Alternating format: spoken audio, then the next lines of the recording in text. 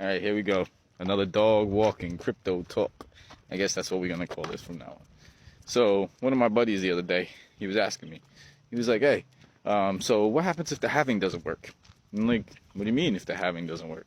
He's like, yeah, what if, everybody knows about the halving already, so it doesn't work. It doesn't make the price go up. I was like, the halving is going to make the price go up.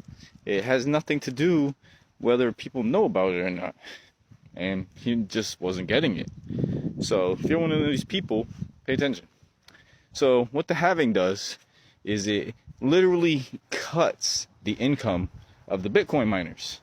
Now, whether people understand this or not, Bitcoin exchanges, cryptocurrency is now $1 trillion industry? Yeah, $1 trillion industry. At one point, a $3 trillion industry. Even more. This does not just go away. It doesn't go away a day or two. It doesn't go away in a couple months. Crypto's not going anywhere. Now, with that being said, so the miners, where do the exchanges get their Bitcoin from? They get it from the miners. Where does OTC get their Bitcoin from? They also get it from the miners. Where do a lot of whales get their Bitcoin from? Directly from miners or from OTC. Very few get their Bitcoin from exchanges, but those that do, once again, the Bitcoin comes from the miners.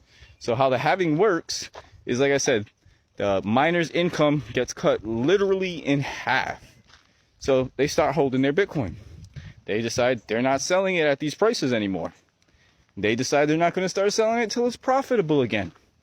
The price starts going up tremendously. As the price starts coming up, people start buying in.